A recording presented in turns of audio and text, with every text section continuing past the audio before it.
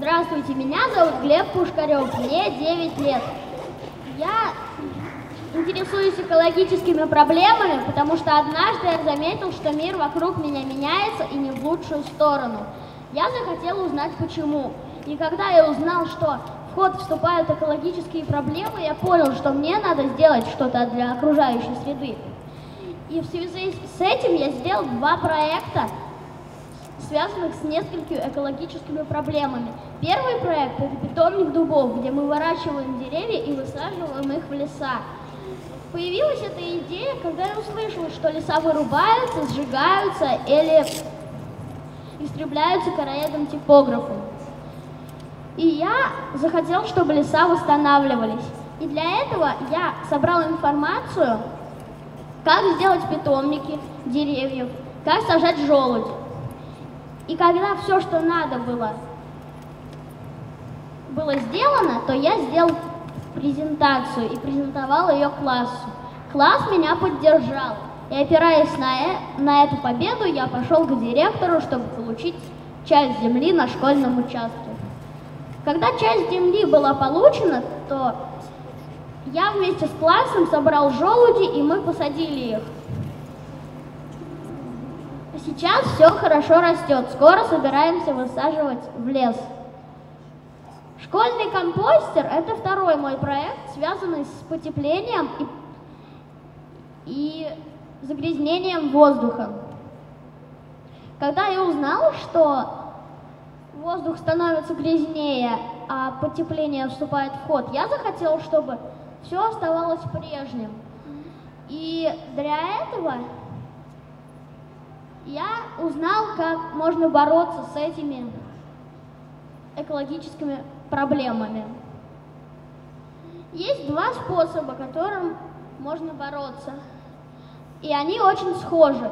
Первый способ – это выкидывать в специальные мусорки, которые перевезут на переработку пищевые отходы. А второй способ – это перерабатывать самим в компостерах, что я и сделал.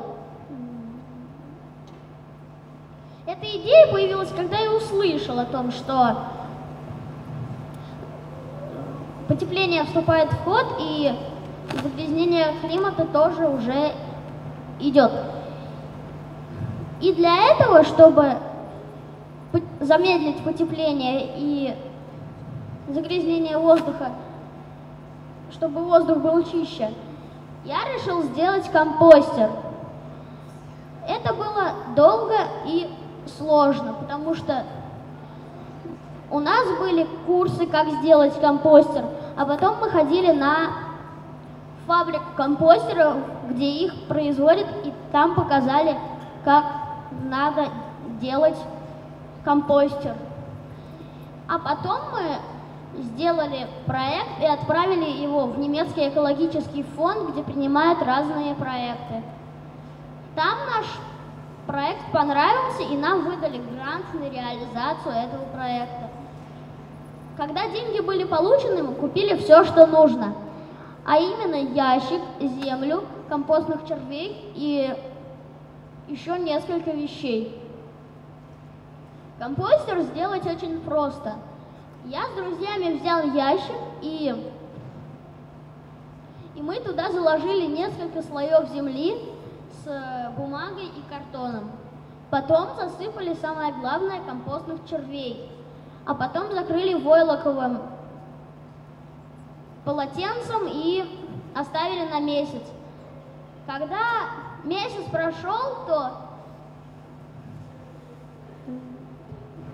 мы достали и начали приспосабливать червей к новой еде, а именно пищевым отходам. Кормить червей можно не всем. Червей кормить можно только огрызками яблок и груш и шкурками от бананов. Но главное это все измельчать и класть в какую-то часть компостера, потому что у вас кухня не на весь дом. А самое главное делать это постоянно.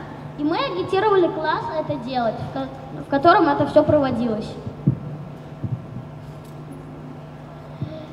Кроме этой пользы, что становится меньше газа метана на планете, есть еще одна. Это хорошее удобрение, которым можно удобрять почвы обедненные, чтобы на них все лучше росло. Ну а самое главное, чтобы это делали все люди любого возраста, потому что если только я с моими друзьями буду это делать, то это будет капля в море. А если все это будут делать, то это будет очень хороший результат.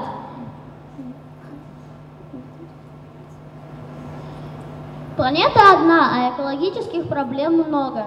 Но и детей много, которые могут предотвратить их. Мы, дети, мы будем строить мир, в котором мы будем жить. И желательно, чтобы это был чистый, хороший, с водой и воздухом, а не черный и без воздуха мир. Спасибо за внимание.